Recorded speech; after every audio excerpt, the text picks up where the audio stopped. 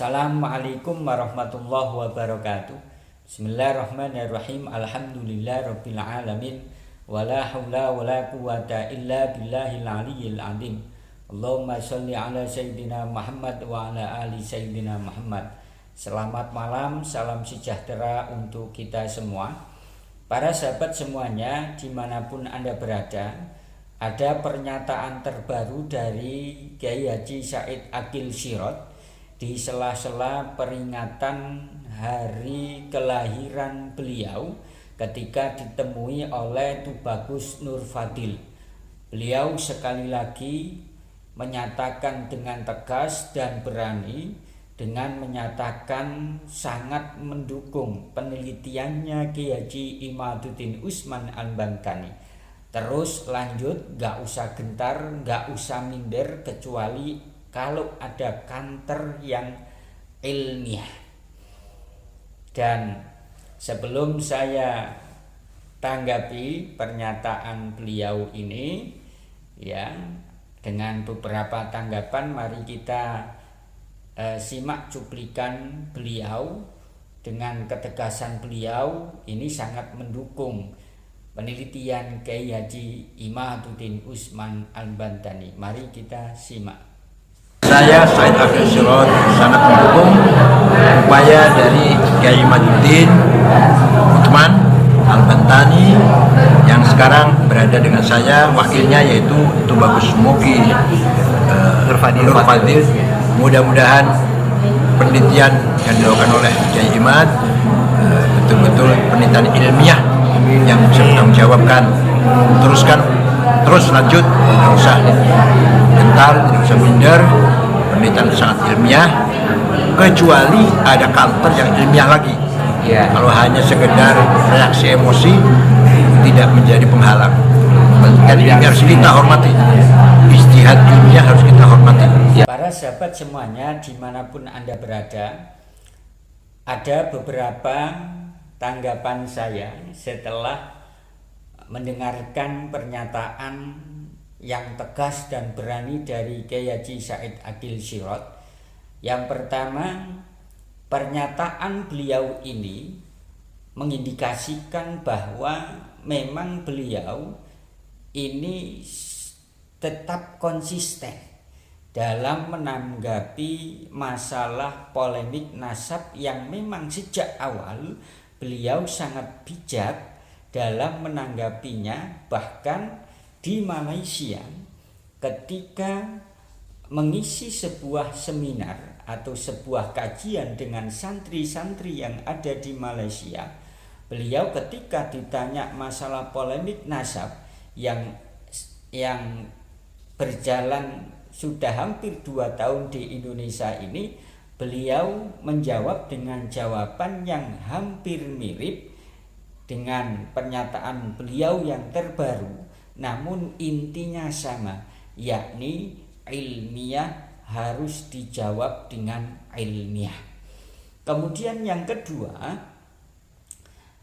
dalam pernyataan beliau kita sudah tahu bahwa beliau menganggap bahwa penelitian Kiai Haji Imaduddin Usman Al-Bantani adalah termasuk ilmiah ijtihadiyah yang harus kita hormati.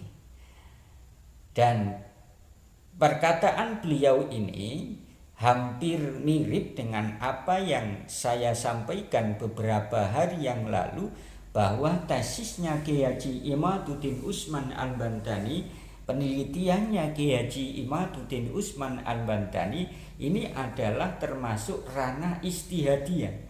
Sehingga karena termasuk ranah ijtihadiyah, maka benar salah dapat pahala. Kalau ijtihadnya Kiai Haji Imaduddin Usman Al-Bantani ini benar, maka mendapatkan 2 pahala.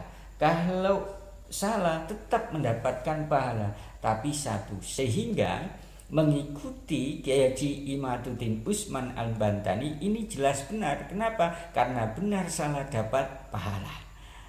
Ya, sebagaimana hadis yang kemarin saya sampaikan, an Amr bin As radhiyallahu an annahu sami'a Rasulullah sallallahu alaihi wasallam yaqul. Diriwayatkan dari Amr bin As bahwasanya beliau ini pernah mendengarkan secara langsung Rasulullah sallallahu alaihi wasallam beliau bersabda, idza hakama al-hakimu fajtahada thumma asoba falahu ajron wa idza hakama fajtahada thumma akhta'a falahu ajrun. Apabila seorang hakim ini hendak memutuskan sebuah hukum lalu berijtihad terlebih dahulu dan ternyata benar, maka mendapatkan pahala 2. Dan jika hendak memutuskan hukum seorang hakim tersebut kemudian ijtihad namun ijtihadnya salah, maka si hakim tersebut ini tetap mendapatkan pahala 1. Hadis riwayat Imam Muslim, sehingga hadis ini jelas sahih. Kemudian yang ketiga,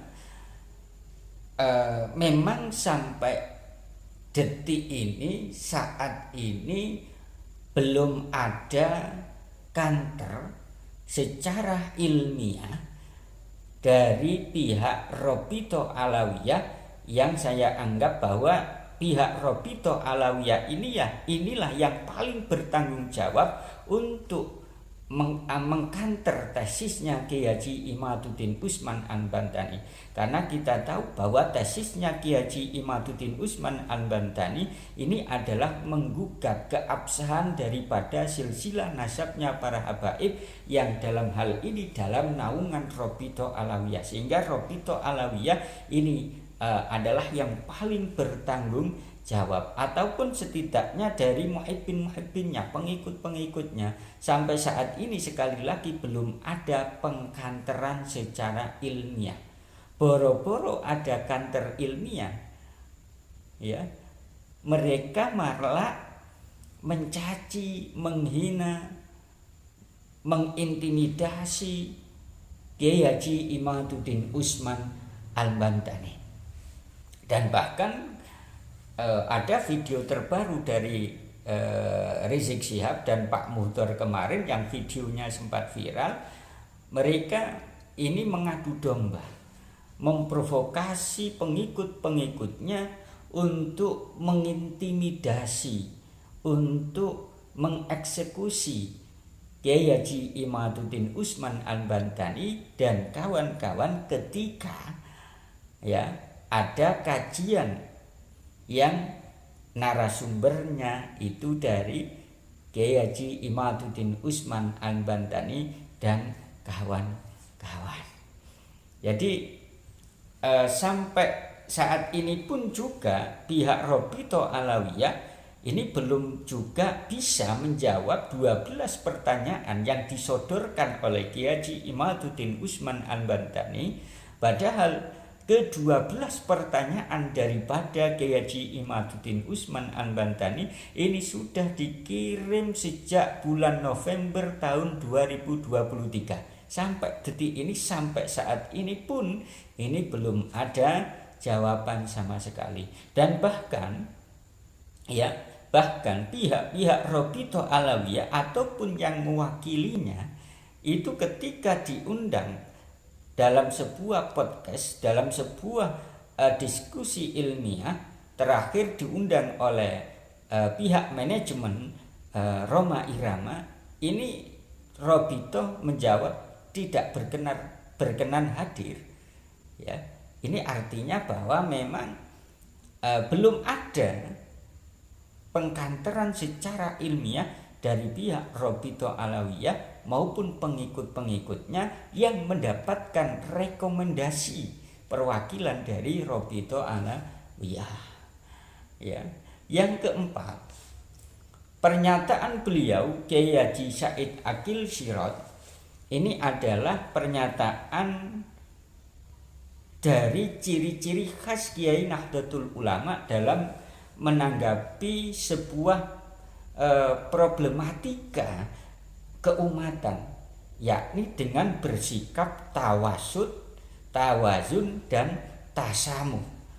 Serta pernyataan beliau Kiai Haji Said Aqil Sirot yang sudah kita perdengarkan tadi, ini sangat kentara sekali bahwa beliau ini mengedepankan keilmuan, dan sikap mengedepankan keilmuan adalah sikap kiai-kiai Nahdlatul Ulama. Dan tentu ya, sikap kiai-kiai Nahdlatul Ulama yang mengedepankan keilmuan ini berbeda dengan mereka-mereka yang mengedepankan nasab ataupun mengedepankan emosional dan arogansi. Kemudian yang kelima, ya, memang Kiai Said Aqil Sirot ini adalah sesosok kiai yang tegas, berani, dan bertanggung jawab menerima resikonya untuk melawan dan memberantas kelompok-kelompok radikal dan kelompok-kelompok teroris yang ingin menghancurkan dan merusak kedamaian persatuan yang ada di Indonesia. Dulu kita sudah mendengarkan pernyataan dari Kiai Haji Said Aqil Sirot. Beliau menyatakan dengan tegas bahwa Wahabi Salafi adalah pintu awal seseorang masuk dalam jaringan teroris. Kemudian beliau juga dengan beraninya mengkritik dakwanya HBS, HRS di saat kiai-kiai yang lain ini diam seribu bahasa, tidak berani. Tapi Kiai Haji Said Aqil Sirot ini dengan tegas dan berwibawa mengkritik mereka-mereka yang dakwanya ini dianggap dakwah yang mengandung unsur adu domba dan provokatif.